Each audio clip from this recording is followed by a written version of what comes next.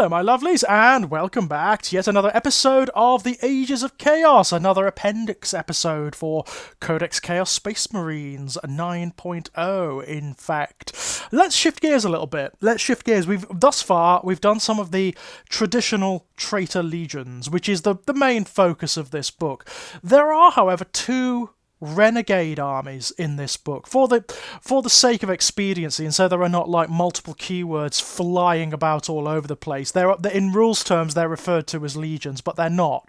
They are examples of the many different renegade warbands that are out there, that serve the chaos powers, that operate according to their own piratical ideologies, that have effectively turned against the Imperium and are doing whatever the hell they like now.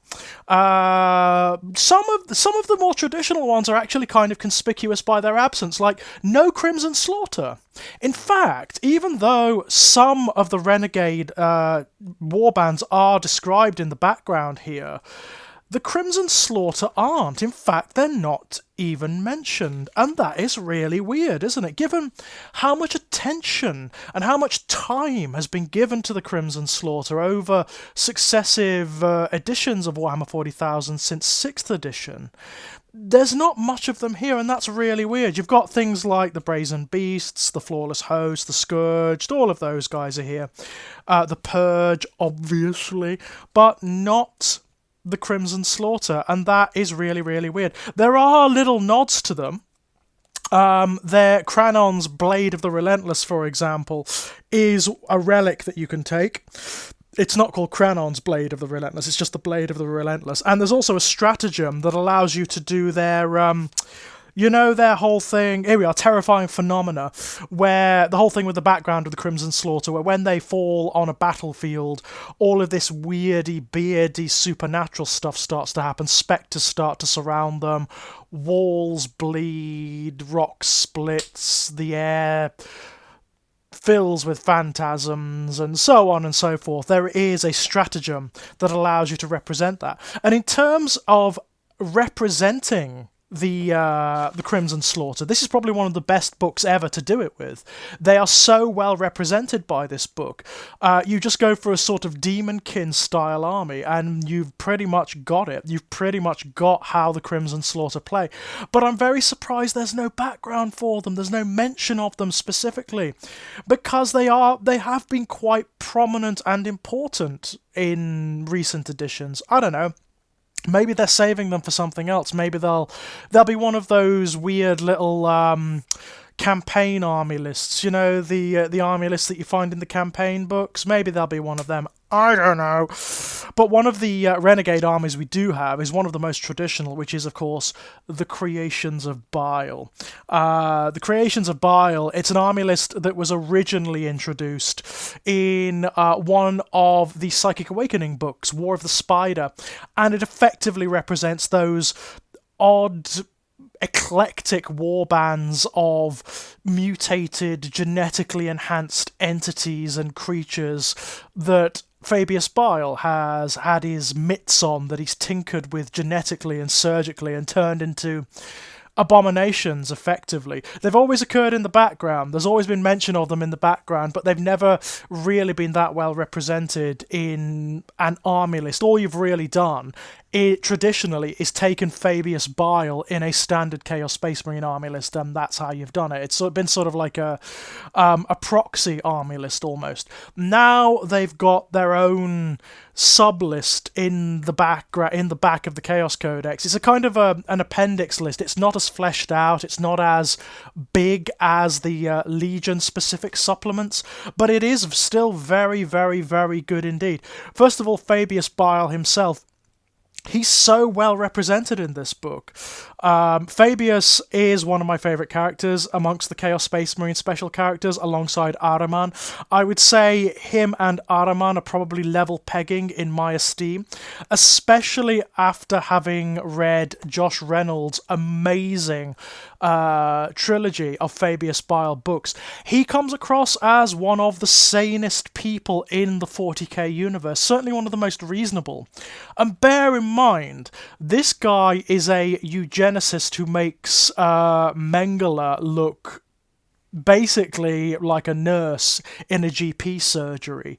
This guy's idea of eugenicism is so far beyond anything that exists in actual human culture that even the most extreme eugenicist alive would look at what he does and go, ooh, that's a bit much. That's a bit strong, Mr. Bile. But yes, he of the excellent miniature and fabulous flesh coat is amazing, actually, in this codex. He's always been a little bit difficult to use.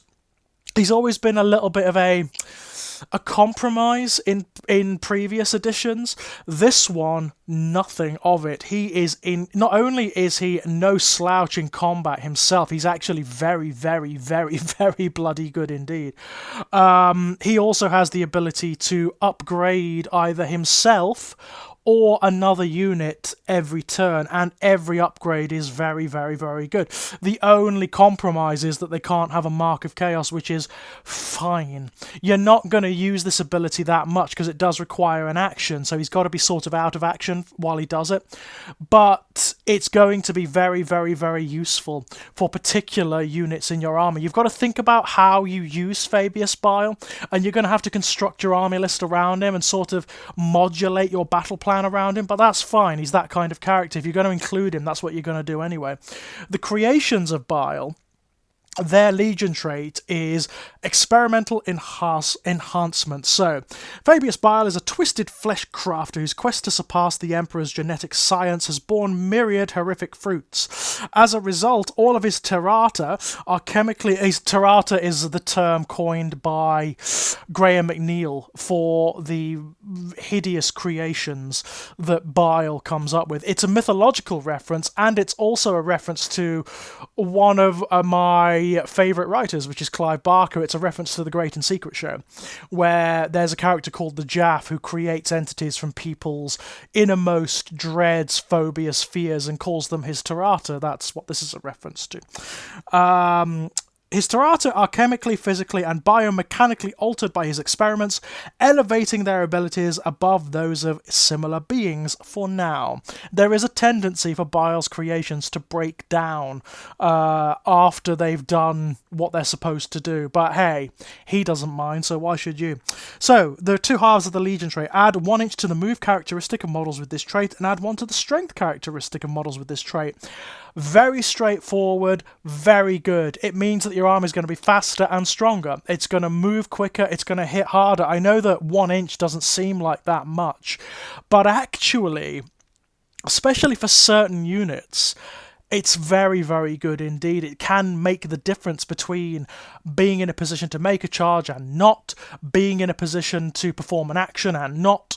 It's actually very good. And the +1 strength explains itself. They're going to hit harder. They're going to wound much easier. Very, very, very nice indeed. Second half, each time a model with this trait is destroyed by a melee attack, if that model has not fought this phase, do not remove it from play. The destroyed model can fight after the attacking model's unit has finished making attacks, and is then removed from play. That is excellent. Very, very good indeed. It's not only good immediately, so in the midst of combat, if your models with this trait die, they don't die immediately. They get to hit back, but it also has a psychological edge to it. It means that certainly with units that are really hard-hitting, like Possessed, like Terminators, your opponent is going to think twice about engaging them in melee because they're never going to be able to shift them without taking damage. It's actually really bloody good.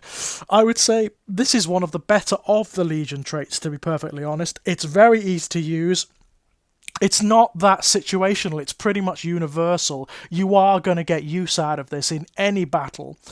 Yeah, it's a good one. It's a very, very good one. Just like all of the Legions, there is a secondary objective called Specimens for the Spider.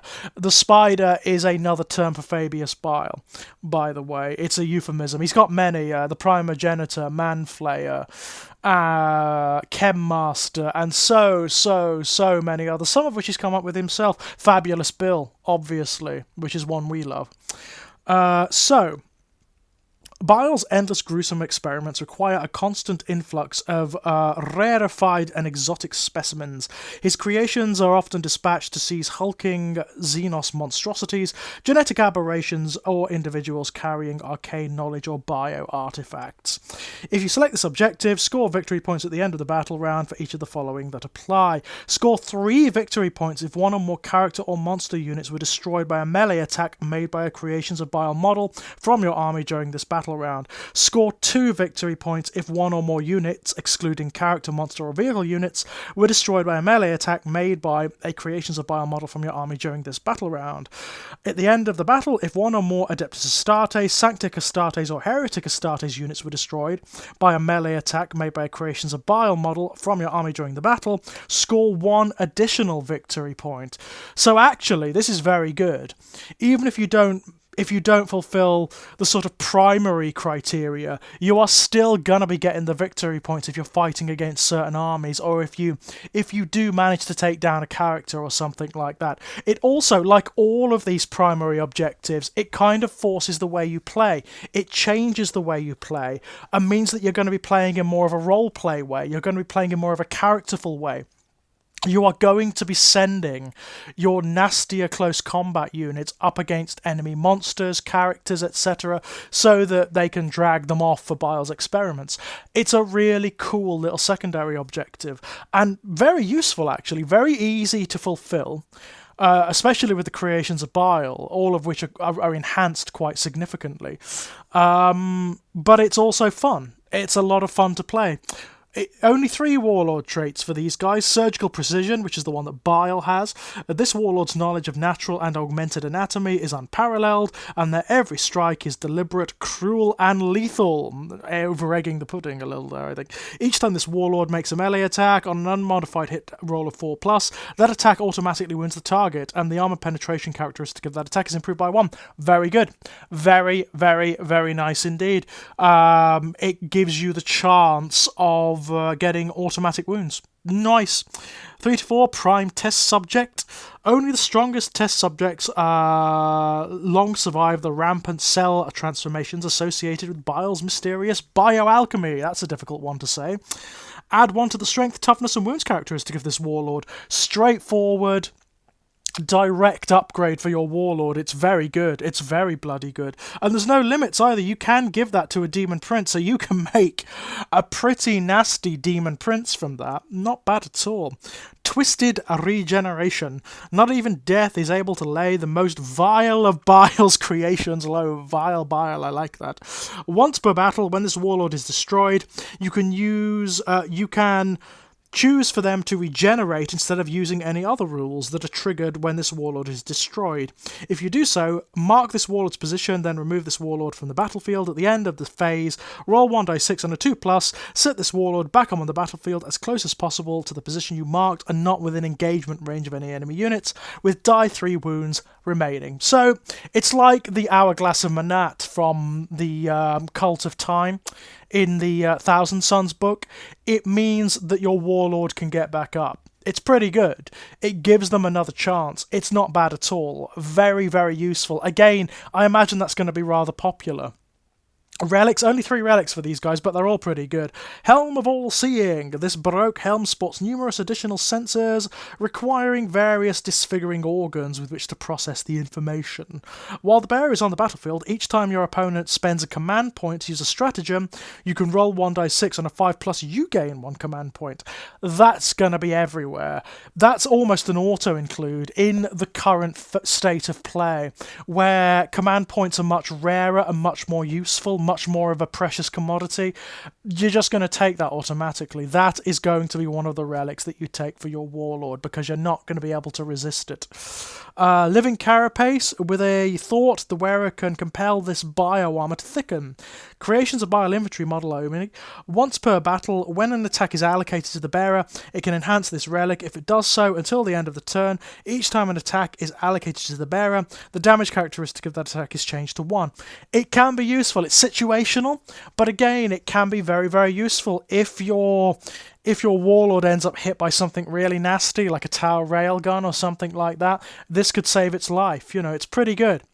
Hyper-growth bolts. Now, I imagine this one's going to be very popular as well. As a sort of secondary relic, if you have a warlord with something else like the Helm of All Seeing and you use the stratagem to take another relic, I think this is probably going to be the one.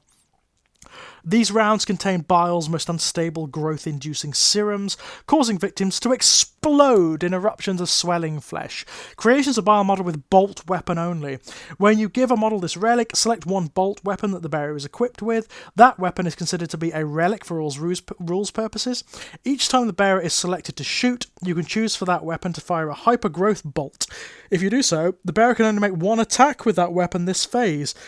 But if that attack scores a hit, unless the target is a vehicle unit, it automatically wounds the target, bloody good, has an armor penetration characteristic of -1, and has a damage characteristic of die 3+3.